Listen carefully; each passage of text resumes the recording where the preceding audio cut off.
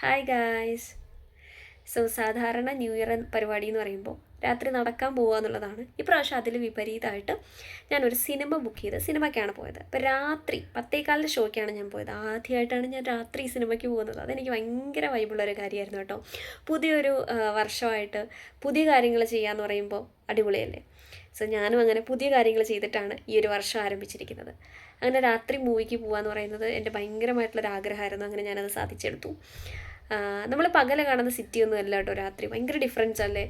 അപ്പോൾ അത് ഫീൽ ചെയ്യാന്ന് പറയുന്നത് എനിക്ക് ഭയങ്കരമായിട്ട് ഇഷ്ടപ്പെട്ടു. ആ ഒരു അനുഭവം എന്ന് പറയുന്നത് എൻ്റെ മെമ്മറിയിൽ എപ്പോഴും ഉണ്ടാവും. ഞാൻ ആദ്യമായിട്ടൊരു ഹിന്ദി മൂവിയാണ് തിയേറ്ററിൽ പോയി കാണുന്നത്. ഞാൻ ദുരന്തർ കാണാനാണ് പോയത്. അപ്പോൾ അത് ഇറങ്ങിയിട്ട് കുറച്ചായി, ഇപ്പോഴാണ് അത് കാണാൻ വേണ്ടിയിട്ട് പറ്റിയത്. റിവ്യൂ ഒക്കെ നല്ലോണം ഉണ്ടായിരുന്നു, അതുകൊണ്ടാണ് പോയത്. ഹിന്ദി എഴുതാനും വായിക്കാനും സംസാരിക്കാനൊക്കെ ഒരുവിധം അറിയാമെങ്കിലും ഇതുവരെ സിനിമ കാണാനായിട്ട് ഞാൻ പോയിട്ടില്ല. കാരണം അത് അവരുടെ എല്ലാ ഡയലോഗ്സും ഫോളോ ചെയ്യാൻ എന്നെക്കൊണ്ട് പറ്റുമോ എന്നുള്ളൊരു സംശയം എനിക്കുണ്ടായിരുന്നു. പക്ഷേ അത് വെറും സംശയം മാത്രമാണെന്ന് എനിക്ക് മനസ്സിലായി കേട്ടോ. സബ് ടൈറ്റിൽ ഉണ്ടെങ്കിൽ നമുക്ക് കൃത്യമായിട്ട് ആ ഒരു സ്റ്റോറി ലൈൻ മനസ്സിലാക്കിയെടുക്കാൻ പറ്റുമെന്ന് ഇന്നലത്തോണ്ട് എനിക്ക് മനസ്സിലായി.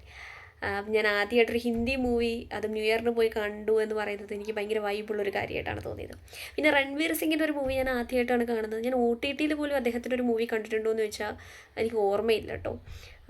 അദ്ദേഹം നല്ലൊരു പെർഫോമറാണ് എന്നുള്ളത് എനിക്ക് മനസ്സിലായി. അടിപൊളിയായിട്ട് ഈ ഒരു ഇതിലുള്ളൊരു റഫ് ആൻഡ് ടഫ് ക്യാരക്ടറാണ്, അത് അടിപൊളിയായിട്ട് പോർട്രേ ചെയ്തിട്ടുണ്ട്. പിന്നെ സോങ്സ് ഓൾറെഡി യൂട്യൂബിലും ഇൻസ്റ്റഗ്രാമിലൊക്കെ ഭയങ്കര ട്രെൻഡിങ് ആണ്. അതും എനിക്ക് ഭയങ്കരമായിട്ട് ഇഷ്ടപ്പെട്ടു. അത് തിയേറ്ററിൽ കേൾക്കുമ്പോൾ വേറൊരു വൈബ് തന്നെയാണ്. അതുപോലെ ഇതിൻ്റെ സിനിമോട്ടോഗ്രാഫി അടിപൊളിയാണ്, ഭയങ്കര വൈബാണ്. അത് ശരിക്കും തിയേറ്ററിൽ എക്സ്പീരിയൻസ് ചെയ്യേണ്ട ഒരു മൂവിയാണ്. ഇനിയും കാണാത്തവരുണ്ടെങ്കിൽ തീർച്ചയായിട്ടും പോയി കാണാം. നമ്മുടെ മുംബൈ ടെറർ അറ്റാക്കിൻ്റെയും പാർലമെൻറ്റ് അറ്റാക്കിൻ്റെയും ഒക്കെ റെഫറൻസ് ഈ സ്റ്റോറി ലൈനിലുണ്ട്. ആസ് ആൻ ഇന്ത്യൻ ഇത് അറിഞ്ഞിരിക്കുക എന്നുള്ളത് ഒരു നല്ല കാര്യമാണ്. ഞാൻ ഇത് ആ ഒരു സ്റ്റോറി ലൈനിലൂടെ അത് മനസ്സിലാക്കാനായിട്ട് എനിക്ക് സാധിച്ചു. അത് കൃത്യമായിട്ട് അവർ പോർട്രേ ചെയ്ത് വെച്ചിട്ടുണ്ട്, അടിപൊളിയാണ്.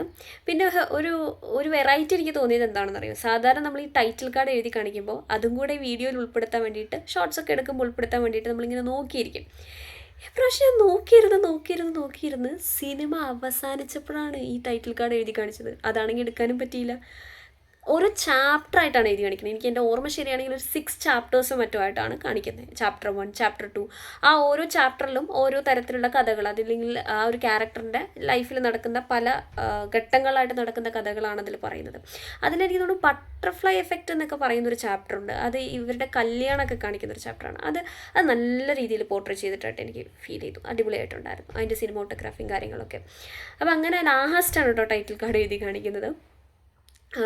പിന്നെ ഇതിലൊരു നെഗറ്റീവ് പറഞ്ഞ് ഞാൻ കണ്ടത് ഇതിലെ നായകൻ്റെയും നായികയുടെയും ആ ഒരു ഏജ് ഡിഫറൻസ് ആണ്. അതായത് സാറാ അർജുൻ്റെയും രൺവീർ സിംഗിൻ്റെയും ആ ഒരു ഏജ് ഡിഫറൻസ് അത്ര നല്ല രീതിയിലല്ല ആൾക്കാർ പറഞ്ഞു കേട്ടത്.